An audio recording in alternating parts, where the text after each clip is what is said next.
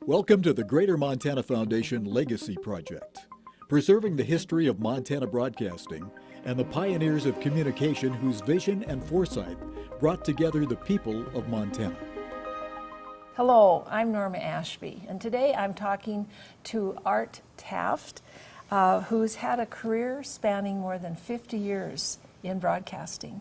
And it's really an honor to be on this side of an interview with you, Art Taft, after you interviewing me a number of times. Well, Norma, I'm a little embarrassed. I mean, I didn't think I did anything spectacular in my lifetime, but it certainly is an honor to be interviewed for this program for the Greater Montana Foundation. You bet. Well, we always start out by asking our guests where you were born and raised, and a little bit about your family. Well, excellent. I am a farm kid originally. I grew up in Sunburst for the first 8 years, and that's back in the days when the Sunburst refinery was still active, and the population of Sunburst was quite large compared to what it is today. And what an exciting life that was. I can remember as a child in the wintertime, we want to go sledding down the one hill in town while the refinery shift was getting off work because they'd be walking uphill and they'd drag us up with them. So, and then in 1956 we moved out to the family farm, and that farm property has been in my family for over 100 years now. My dad's uncle was a homesteader back in the day, and that's how we got started in the farming business. So I became a country kid and a farm kid. I have an older brother and two older sisters, and my brother took over the family farm and has just recently retired himself. And I have two sisters, one in Shelby and one out in Washington State, and they both ended up as in the legal, paralegal, and bookkeeping professions. So. Okay. And then you made the big leap from the farm into a bigger town to go to high school, is that correct? Well, no, we took the bus into Sunburst, that whole 10-mile bus ride into town at North Tooele County High School, which is, famous nationally for producing science students there, of which I was never one. And it's interesting, when I look back over my beginning childhood and formative years and how I ended up in broadcasting, I have what would be now known as ADDHD. And, just one of those wild kids that nobody quite knew how to handle sometimes. No attention span then. No attention span and often busy doing things you shouldn't be doing, which gave me great material to do what I do in later life. So all the way through school with the same 33 kids from kindergarten through high school, although we lost one in an auto accident, but that kind of education and that kind of culture is pretty much non-existent anymore. What a great experience it was for me to have such a great foundation of friends and the ability for teachers to connect with you to try and figure out what you're good at. And what happened with me in high school was I had an English teacher that said, "You have a very creative mind, and I want to teach you how to put that on paper." And that was the foundation that has served me well for the rest of my life. To do copywriting and that type of thing later. Yes, to write creative stories in the forms of short little vignettes called 30-second commercials. Yeah. So in the early days, did you have any dream when you were a teenager that one day you would be a broadcaster? When you're on the farm, you have like two levels of expectation. You'll either continue to be in the farm family or you're going to go off and find something else to do. And my father told me at a very early age that you're probably not going to be a farmer because I was just, I can't pay attention long enough to get the job done, so to speak. But and I had this ability to entertain people. And all my life, in my formative years, people would say, "You ought to be in the entertainment business. You ought to be an entertainer." So I'd go home to my mother and say, "Mom, I think I want to be an entertainer." And my mother would say, "Well, how are you going to make money doing that?"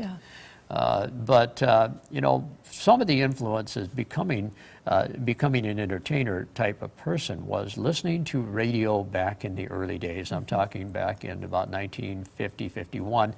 Still, the local radio stations were programming some of the old radio shows back then. Bob McNeil and the Breakfast Club, Paul Harvey News. They were still running some old radio series like the Green Lantern, and the Lone Ranger and the Shadow.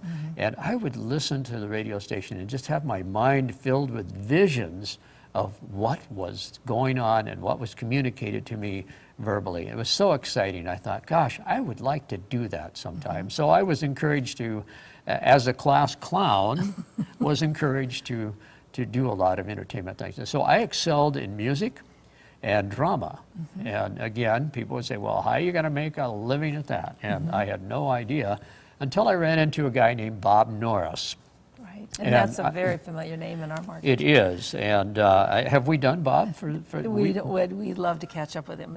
We'll get him up here in Yeah. Montana and Yeah. do that. But Bob was, as a sophomore in high school, I was introduced to Bob Norris because my father had a business in Shelby at the time that was doing radio advertising. And I thought Bob was, a god. Yeah, and we associate KSCN with him. Yes, exactly. He and Jerry Black were very influential. And Bob actually invited me to start carrying his gear up to the Crow's Nest or to basketball and football games. So I got the introduction to broadcasting through Bob Norris, and he had so much fun, and he was so entertaining. I thought, I want to do that. And Bob encouraged me to do so. In fact, encouraged me to become a teenage disc jockey, because at that time, believe it or not, folks, there was a time when some of the radio announcers or disc jockeys at the time did not like rock and roll music. So they wanted the younger generation to talk to the younger generation, and of course, who am I not to volunteer? So that's kind of the start that I. So did you do a rock and roll show for teens? I did a couple of them under strict supervision, of course, but. Did you have good response? Well, no, yeah. The kids liked what you were you doing? become an instant celebrity back in the day when there was one radio station in the market and everyone listened to it. So, Sure. Yeah. And was it Bob that encouraged you to go in and get some specialized education Yes, in broadcasting? yeah, And what was that? And that was, he went to Brown Institute for Radio back in Minneapolis, Minnesota. And I said, well, someday I'm going to go there too. I want to get the same education Bob had, because he really was my idol and a mentor in that sense. But as it turned out, the experience that I had with Bob and doing a couple of radio shows with him and doing some live broadcasts of football games, let me tell you, Norma, he was so good that during a snowstorm, when you could not see the football field, I think we were in Cutbank or Conrad, you could not see anything out there. It was so cold, he went back to the car during a break and continued just to make up the game as he went along. And I would run out and tell him where the ball was at, and he'd make up the plays to get there.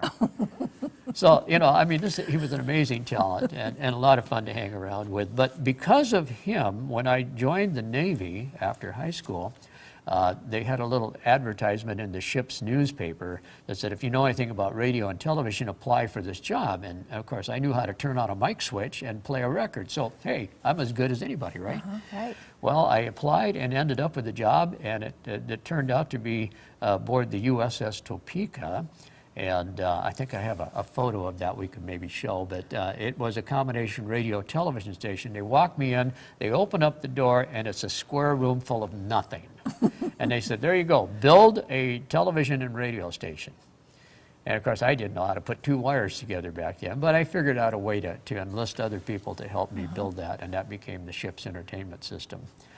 So that really was the foundation. And the Navy then said, well, you need to go to Defense Information School and learn about journalism, and I became a Navy journalist between 1966 and 1970. Had some great duty in the Mediterranean, and I spent 2 years in San Juan, Puerto Rico with the American Forces Caribbean Radio Network. Oh, boy. Yeah, it was so much fun. Did you ever get a chance to interview an admiral or anybody like that? Oh, admirals, dime a dozen. But when in Puerto Rico, at the time, back in the 60s, was quite the entertainment mecca. The casinos there would bring in top talent, and as a journalist, I was given a press pass, which allowed me to go meet entertainers. And I've interviewed Paul Anka, Otis Redding, Rich Little, and as I start to think about it, I can't remember most of the people, but that was the card that got you in the door and the front row seats, and of course all the beverages you could consume because they wanted good publicity. So, Sure, yeah. that was some pretty heady and exciting times back then. And Absolutely. even if you've heard of Adrian Cronauer, who was the movie Good Morning Vietnam was patterned after. When Adrian was getting out of the military, they stationed him in Puerto Rico for a month or so that as they decompressed them, as they say, coming out of Vietnam, and then before they released him in civilian life, spent a time at American Forces Caribbean Network there. You know, we're talking about a gentleman who's had over 50 years experience in broadcasting. And I don't think Art Taft represents this name any better than anyone else. I mean, broad. You've had such a broad experience in our field. Yes. Doing all kinds of things in front of the camera, behind the camera, sales, copywriting, production. So let's move on now and just cover some of the areas. I mean, you have literally been in so many stations over these many, many years. I have stumbled into a lot of jobs, and one of them was actually right after I got out of Brown Institute. I applied for a job in Great Falls, and interviewed at KFBB Radio, I think it was called at the time, it was the most unusual job interview ever. He just kind of said, "Well, this is what we do, and here's where we're at." And he never really offered me a job. He never talked about, you need to be here, here's your salary or anything. And I thought, well, I didn't get this job. I went home, and at 5 o'clock the next morning, the phone rings, and my mother said, "There's some guy from Great Falls at a radio station wondering where you're at." Oh. And I'm going, I pick up the phone. He says, "By the way," he says, "you were supposed to be on the job this morning, and you're now fired." Oh, okay, I hadn't heard that story before. It's one of those things. But yes, I've had a good career in broadcasting with lots of radio stations in Wallace, Idaho is one of my foundation stations with Paul Robinson and Frank Kirschka, and at one time Bob Norris was over there. Then to Missoula with KGMY Radio, which really was my breakthrough radio station I thought it was going to be a disc jockey entertainer, but it turned out that the station needed money, and they sent all the disc jockeys out to sell advertising. And I thought, well, I need a paycheck, so I guess I better try that. And I did it, and then KGVO called KVGO Radio with Dale Moore back in the day, Western Broadcasting, and they said, "We'd like you to go and work for us." And I thought they wanted me on the air, but they wanted me in the sales department. So that was the best of both worlds, because I could meet with clients and understand where their situations were that needed help in communicating with the public, write the commercial, go back, record the commercial, and make money doing that. Right. And then you went on up to Kalispell for a bit, too. Yes, I went from the radio to KGVO television, which then became KECI. And then my wife at the time wanted to go to nursing school, so we went to Miles City. I ended up working with David Ravines with KYUS. Oh, I interviewed David Ravines and his wife. They had the smallest television station in the world. And I have never forgotten that interview. They talked about covering the parades, and the parade in Miles City would go up the street and come back, so that the people on the other side of the street could see. Exactly. Wasn't that funny? And he'd do live things with groceries and have all the groceries on the desk and talk about all the food. Did a number of those. I took him into the 20th century when I went to work there, because we actually started videotaping commercials. And at this station, I would sign on the TV station at 5 o'clock in the morning. And then during the commercial breaks on NBC at the time, I would read the birthday announcement. Now, David did not believe in doing newscasts, like real newscasts, because anybody can do real newscasts. It takes somebody special to get deep into the community and pull the talent out of the community. And he did weddings and anniversaries and thank yous and here's lost dogs. Never anything about breaking news.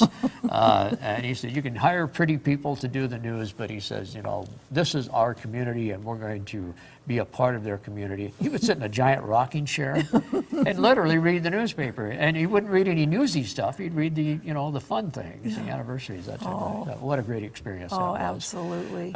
And then from there, I moved to Bozeman, worked for KXL Radio, KXLT Radio, and I don't think they're on the air anymore, but I didn't do that to them. Then I worked for KTMF Television, KECI Television. Then I left and worked in radio in Seattle, came back and went to work for KPAX, which is our sister station for KRTV and the Montana Television Network. And from there, I went to Kalispell and then to Great Falls Yeah. back in 1997. I want to do more about your more recent, but I want you to go back for a moment to 1984 when you were at KTVM in TV in Bozeman, and that you were the only person to get any video of the arraignment of the mountain men in Virginia City with Sheriff Johnny France. Yeah. And you might remind everyone that case of those mountain men who kidnapped that young runner. Yes. And what was her, do you remember her name? Carrie. Carrie. Yeah. Okay, and that was a huge, huge international case. And so tell us a little bit about that. Well, again, a lot of things that happened to me in my life have been by accident, so to speak, but we just got a tip from, I think it was a bartender who knew somebody in Bozeman and called him up and said, hey, Johnny France just captured the mountain men and they're taking them to Virginia City for arraignment. And I was in the sales department at that time, and the station bureau manager said, well, who can we send? And we called around the state, nobody could get there. And I said, you know, I can shoot. And so I grabbed the gear, drove like a wild man from Bozeman to Virginia City, and captured the arraignment, which then we sold back to NBC. I think that was who bought it, and then it went worldwide from there. Pretty exciting times. I think there was one newspaper reporter, one local, and maybe somebody from Butte made it down there. Mm-hmm. But yeah, I mean, it was just being at the right place at the right time.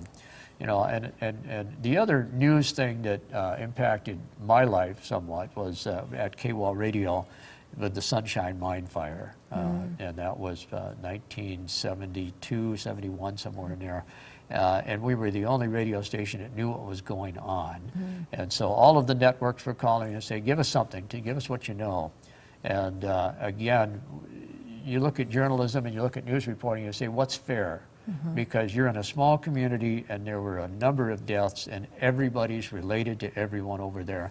It was a very, very hard story to do, and when the national media finally ended up and they started sensationalizing it, then you say, you know, we did a pretty good job of just doing the right thing and getting out the information people needed to know, and not really delving into, oh, how terrible. It was terrible. And that was just said by being unsaid. So I had a different worldview formulated after seeing how the big networks would come in and treat a story like that in our community. I think we saw that firsthand on the network coverage of the Ted Kaczynski case, the Unabomber, when they all landed into Lincoln. And I heard these stories of these beautiful women, reporters with high heels and trying to tromp through the mud, you know, that kind of thing. Or cozying up to somebody at the bar trying to get more information. Right. Interesting story there too. Don Ayers, who was an incredibly talented photographer, videographer, and I actually went up in a helicopter to videotape the cabin coming off of Mount Summer Air Force Base and going down the freeway. And again, the only station to have that, and that also went national too. Oh, wow. Okay, so let's bring us up to date a little bit of your association with Cordillera and your association with our stations and KRTV. Yes, I joined the Cordillera Communications operation back in 1988. Bob Hermes, who at one time, sorry Bob, but I have to tell the story because it's true, was an intern of mine back in at KGVO, KECI television, and he hired me to come back to work in Montana. So I'm ever so thankful of that. Then I spent some time in Missoula with KPAX again, and then up to the Flathead, and then over in 1997 to Great Falls as the sales manager for KRTV and the production manager. Right, and you've done a stellar job besides being a great salesman and production person. You've also had the privilege of interviewing an awful lot of people, like 5 a week. Yeah. And tell us about that, because you covered every possible nonprofit group in the area and every good cause. Well, thank you. You know, when you asked me, did I interview any important people, and the answer is yes, and every one of them was right here in our region. And it is such a passion of mine to let people know that there are wonderful organizations doing great things for people in our community. We started that program actually live in, you know, at 5:30 in the morning. We ask people to come in at 6, and they go, what, 6 o'clock for your interview? And you know what those days were like. And then we decided we could videotape them and just insert it into the morning newscast, which was a great labor-saving device for me. But But those are the most important people, I think, that I've ever interviewed. And I really believe that people need to know what organizations exist and what type of activities can help people, because it changes lives. It does, absolutely. And it's such a need, and it's one of the reasons that we are on the air, is to keep that local connection with the local communities. Yes, and you know, above all, a radio and television station is there to serve the public. And sometimes the public tells us what they want and we deliver it to them, and sometimes we come up with great ideas like interviewing everyone. Yeah. Do you have a moment that stands out in your mind as one of the most embarrassing moments or one of the funniest moments that you experienced through all these 50 years that you had, maybe in two categories? I don't think we have enough time for that. You know, I embarrass myself every day. I mean, every day was an embarrassing moment, but some of them were fun and some of them had consequences. I remember at 10 o'clock at KWAL Radio in Wallace, Idaho, we would do the news, and it was like 15, 20 minutes of just reading the news. Nobody sponsored it. You just read news for 15 minutes. And because we're in a small community and the radio station was always hot, so in the summertime you left the windows open in the back of the studio, and somebody came in and threw a bunch of firecrackers in during the 10 o'clock news, and I thought I was being shot at, because it wasn't uncommon for the radio station to get threats from people saying, you know, because you're in a mining community and they have access to dynamite, and everybody had a gun in every car, and it was not unusual to say, I don't like that record you play, I'm gonna blow your TV station up. I thought that's what was happening. I thought somebody was shooting at me through the window. And I probably said things on the radio. You know, George Carlin does the 7 things you can't say on radio. Yeah. I said every one of those. Yeah, because I thought this is my last moment on earth. I'm going down swinging. So after the smoke cleared, well, let's go back to reading the weather now. But you know, I've been so fortunate over the years to be exposed to all the technology changes. I actually worked at a radio station that burned or carved wax records to record their commercials on. Oh my! You probably don't remember no, that. I don't. It was like ancient technology. I did a stint at BFBS, British Forces Broadcasting Services in Malta, and I learned how to edit audio tape with a grease pen and slicing things out and patching them back together, and sometimes you would stretch the tape a little bit to put a pause in so that you could interview somebody and take out all the stumbles and shorten it up to where you need it to be. And now we do that digitally with just a push of a button. Yeah, isn't that something? Crazy. Well, I think you wore this tie in honor of this interview today. This is all the personalities that have been in your life, you told me? I like to, you know, after I started the stint with the morning news at KRTV, I thought, you know, I like cartoon ties. And so I put my mission to find every type of cartoon tie that I could and wear it on here. So it became a bit of a signature. But Great. I often call this one my multiple personality tie. It has Porky Pig, it has Tweety, and it has, Bugs Bunny. Oh, that's funny. So. You touched a bit on the technology changes you've seen in these over 50 years of broadcasting. They really have been dramatic. I mean, my gosh. Yeah. When I started clear back in 1962, we didn't have videotape. Nope. There was no video. Everything was live. Or on film. And it was black and white, yes. too. So coming forward, and you've been in it the last number of years, even now, I mean, we're constantly updating everything, aren't we? Yes, we are. It changes every day. It's just like an update on your computer. Just like your going to happen. You computers. just have to roll with it. Right. So what advice would you give to young people who might be interested in going into this field today?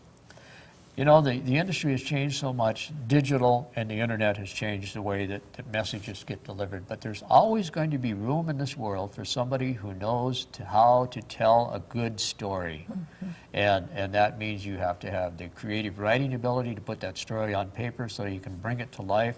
They also need to know how to shoot good video and make stories with video and to edit those stories and the audio. And that is a platform that will always serve someone well in the digital realm of today and tomorrow.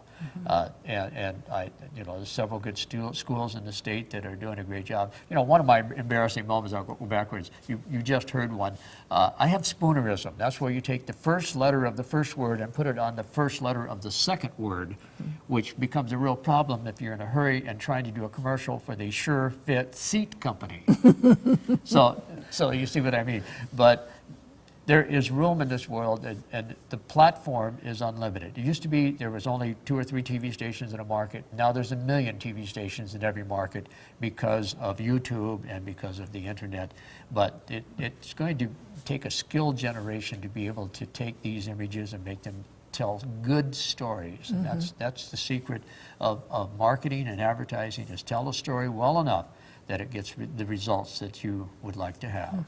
One of the things I think of the many you have excelled in, Art, is going into these communities and bringing back spots about those towns. And I know you've done a lot with the community of Lewistown. Yes. That's been one of your pets. I've done Lewistown and Conrad and Shoto, where I remember the sheriff had a great tagline we used to do, stop in Shoto, it's not just a good idea, it's the law. Shoto with its one stoplight. Yeah, exactly. Yes, there's a story in every community, and I've been in love with Lewistown for a long time. I will unabashedly say, it's a really neat town.